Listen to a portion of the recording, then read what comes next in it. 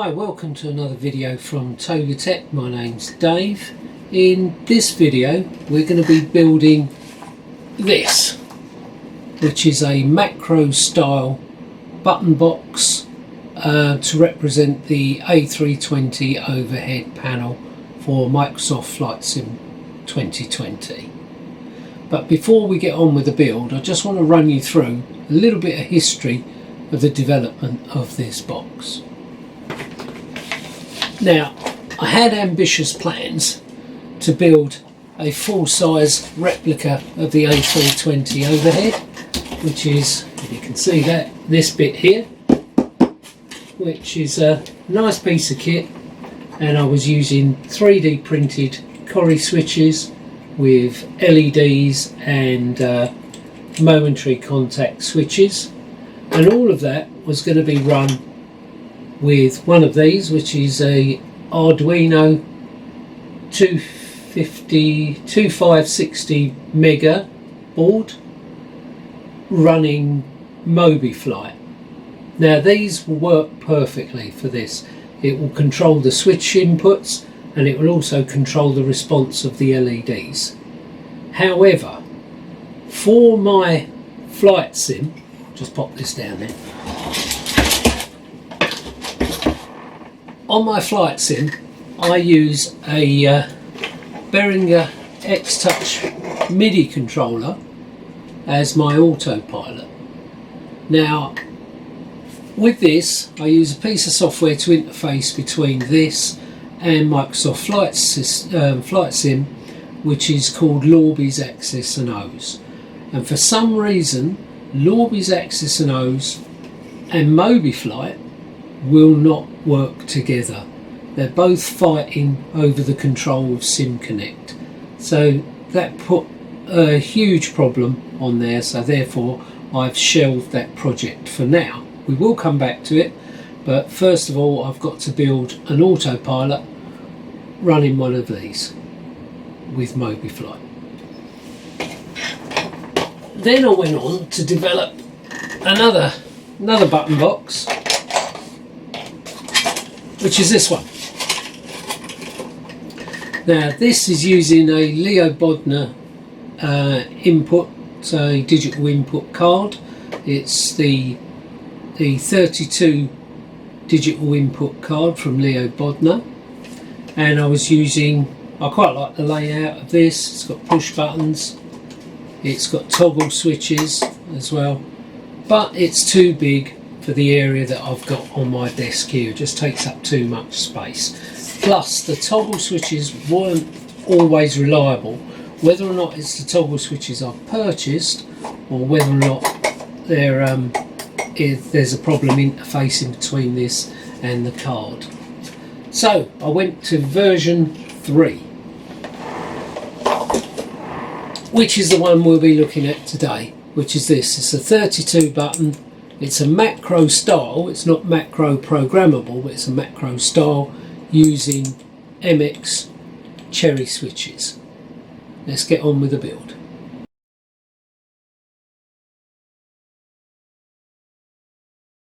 Okay, I started off by designing an enclosure here in FreeCAD. Now if you didn't want to design your own, there are plenty available from Thingiverse that you can use and adapt. In fact, I got this basic design from Thingiverse and just adapted it to fit my project, so that made things a lot easier. You're not starting from scratch. This is the enclosure. It's got 4 holes on the top here. Let's just bring that across. You've got 4 holes here for mounting the faceplate. You've got 4 holes on the bottom for mounting the base plate, and you've got a little access here for the cables to connect to the digital input card. That was that. The other thing was the faceplate to hold the cherry switches, which again I got this from, let's see if I can find it in here.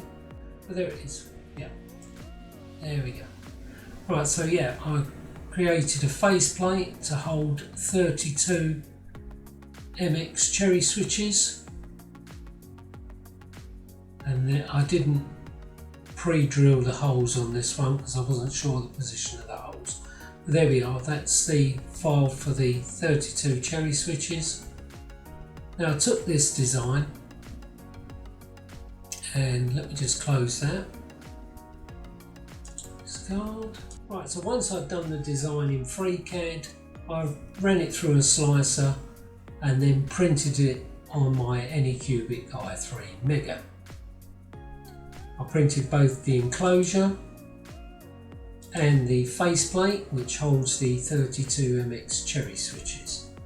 From there I went on to wiring each individual cherry switch. I had to solder 2 wires to each switch, and then they easily connect to the Leobodner card.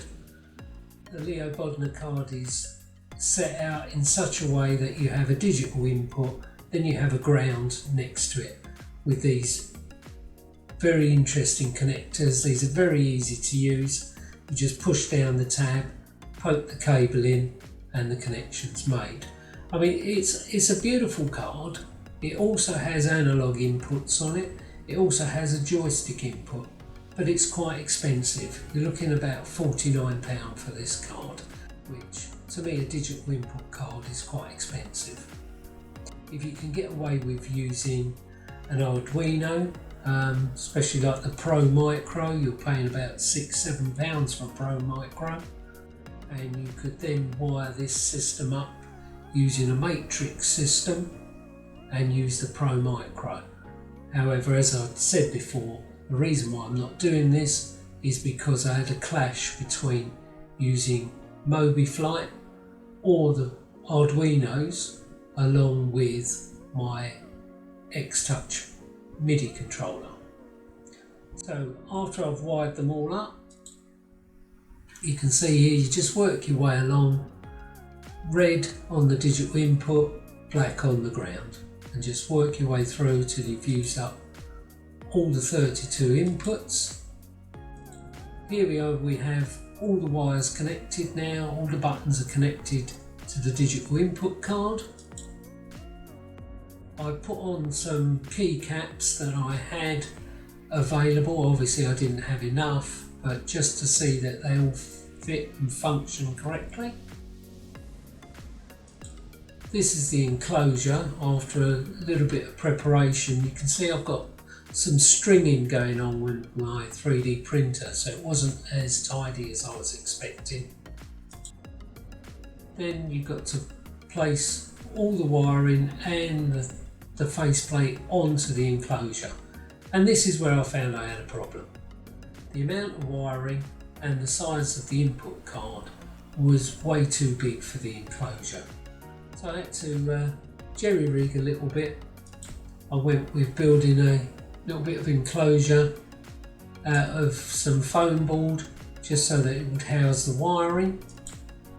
As you can see there, it's very cramped to get it all in. Wasn't happy with the finish, so I decided to cover the whole thing using this fake or artificial graphite carbon fibre looking sticky back plastic. And then once that was done, I could fit the faceplate with all the wiring into the enclosure, and the finished product doesn't look half bad. I probably will redesign the enclosure and reprint it. I'll try and get away with printing it on my resin printer so it doesn't have all the stringing effect on there. But this is the enclosure put together. There's all the 32 cherry switches all on there. Now I've secured the faceplate. I drilled 4 holes in the faceplate, and I secured them using these M4 Allen screws. Okay, welcome back. Now, I apologise for any loss of quality in the sound, but unfortunately the batteries have given out on my main camera and I'm having to use my GoPro clone. Okay, this is where the box stands at the moment. We've got all the MX cherry switches in it. We've got I covered the entire box in this carbon fibre look-alike stuff because I wasn't happy with the finish of the box itself. So where I had to join the two pieces together, it left a line and I didn't like it. So I've covered the whole thing in this fake carbon fibre. I've screwed down the panel. This was a separate panel that housed all the switches, all 3D printed.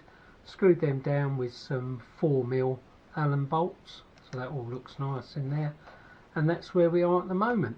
The next step was to add some keys, some keycaps I can put on there. Now I 3D printed some keycaps, these things here, and quite frankly they were rubbish. They didn't come out that well, the best quality, so they don't fit properly. So that was a failure. So what I did was I ordered some on eBay. I mean, this is like £9 and I think there's 104 caps in there, so you can't go wrong with that. I quite like the look of the yellow, even though I'm going to put some decals on top. So these are standard cherry, MX cherry switches that I'm just going to put on there like that, and that should just push down on the switch, and there we are. Now because I'm doing this as the overhead panel, there we go. Yeah, because I'm doing this as an overhead panel for the A320, I need to label up these switches for the individual buttons on the overhead. And what I've done here, I'll leave a link to all these files in the description below. I've done a little sheet here on photo paper for all the functions, the primary functions I need for the overhead. So like fuel pumps, APU start, master, etc., APU bleed. And all I'm going to do is cut these out and stick these on top of these cherry switches. So I'm just going to speed through that and we'll have a look at the end product.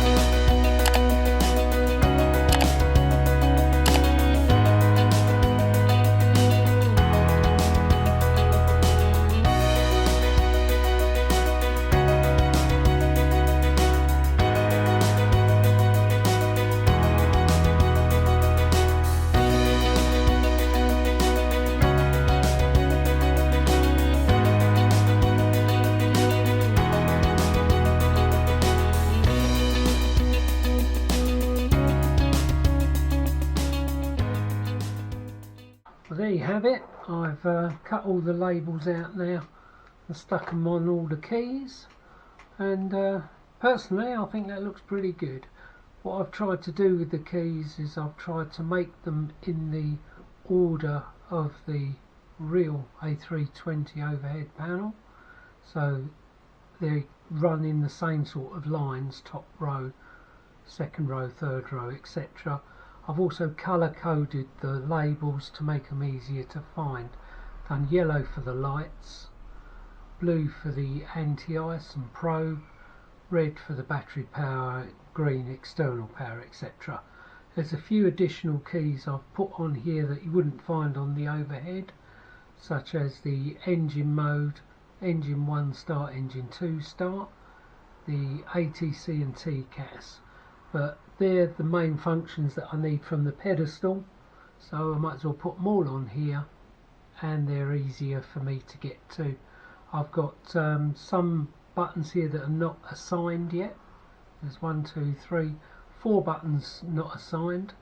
I've made the strobe in orange because obviously that will make it easier to find, but it looks quite good and it feels good.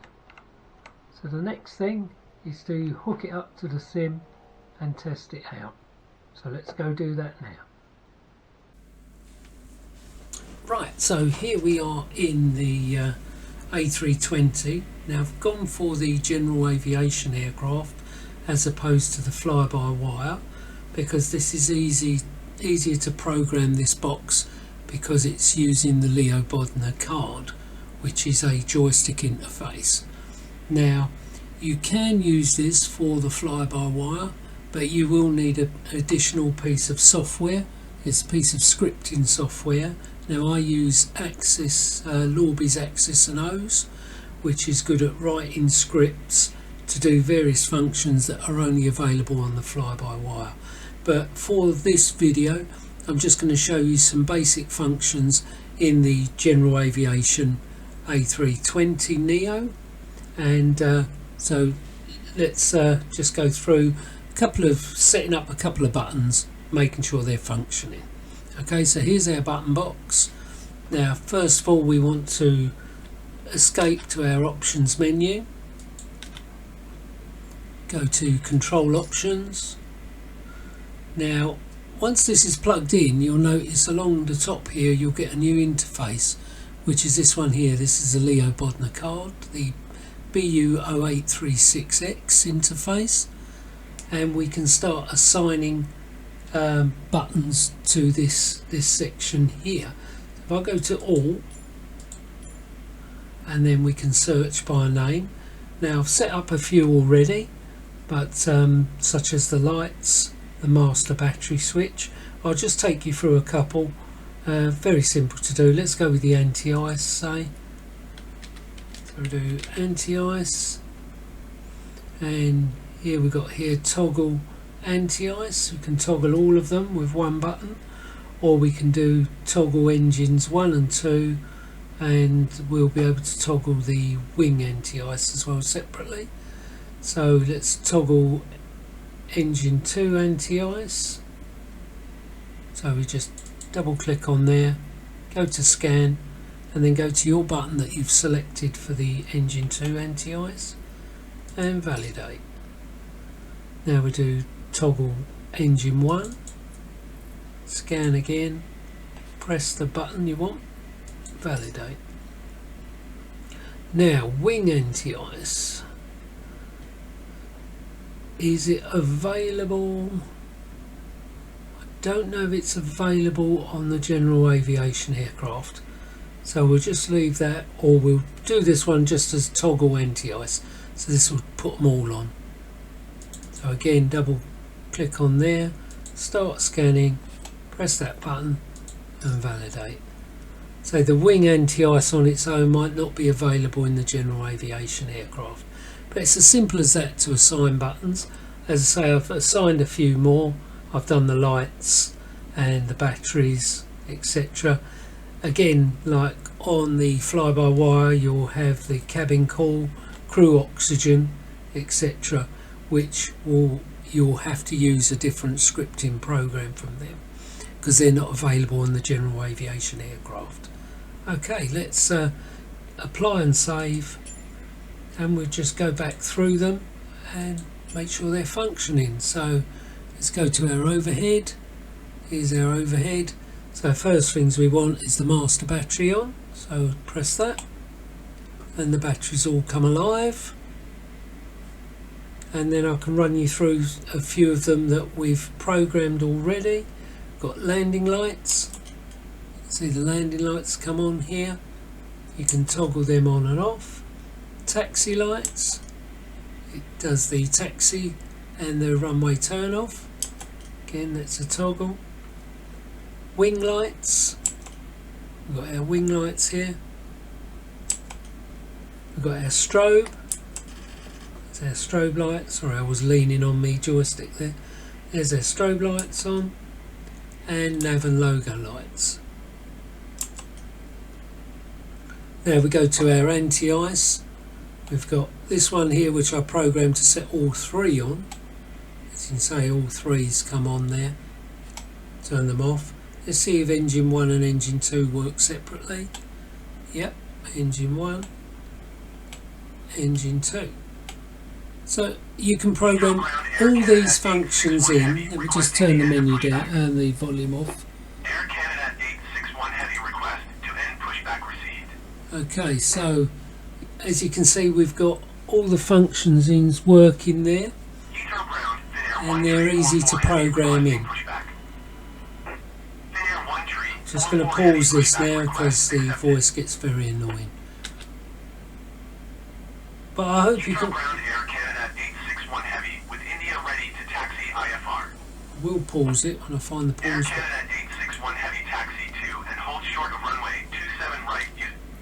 Right, there we go. So as you can see, it's very easy to program, especially with the Leobodner card. If you're going to use the fly-by-wire versions, you will need a scripting program, as I said. The one I use is Lorby's Axis and O's. Superb piece of software.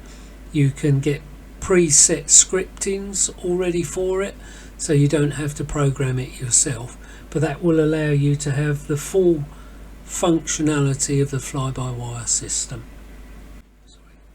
Well, that's it from me. Hope you've enjoyed the video. Don't forget to like and subscribe. Well, I hope you have a very Merry Christmas and a Happy New Year. And in the new year, I shall be tackling, hopefully, this here, which is my full overhead version for the A320. I've started printing off all the buttons at the moment, and I'm just waiting for some printed circuit boards to come through from China, and then I can start making up the Korry switches. But that's a project for the new year. Hope to see you then. Okay, take care. Bye for now.